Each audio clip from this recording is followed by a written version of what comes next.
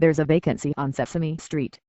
Puppeteer Kevin Clash, the longtime voice of Elmo, resigned Tuesday after the $5 million lawsuit labeled him the pedophile who trolled telephone chat rooms in a hunt for underage lovers.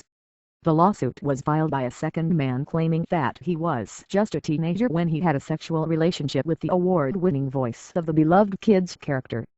Clash, 52, was an unmarried adult male living a prominent public life centered around the entertainment of toddlers, while at the same time he was, in secret, preying on teenage boys to satisfy his depraved sexual interests, the Manhattan lawsuit charged.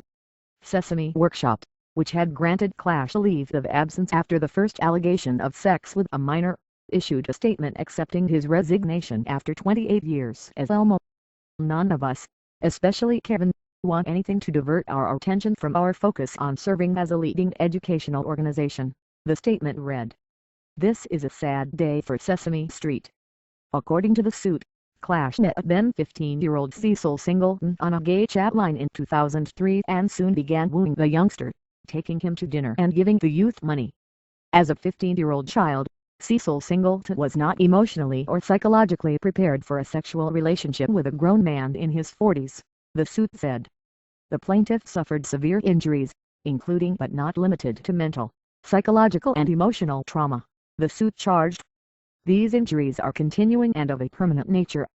Singleton was one of multiple boys targeted by Clash through the sex lines, according to the lawsuit. An email to a spokesman for Clash for reaction was not immediately returned.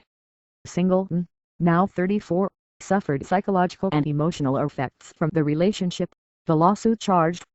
Last week, Clash was implicated by a 23-year-old man who said he was just 16 when the two began the sexual relationship. Clash denied the claims and the accuser, Sheldon Stevens, later recanted. But it later emerged that Sheldon received a $125,000 settlement in return for withdrawing the charges. The alleged victim now says the relationship was real and reportedly wants to return the money. "He always thought he was the only one," attorney Jeff Herman said of his client Singleton. "He was a compliant victim in that he participated in the sex. But it wasn't until later on that he realized he was a victim because of his age." Herman told the Daily News Singleton carried on a sexual relationship with Clash when he was 15 and 16, and reconnected between the ages of 17 and 19.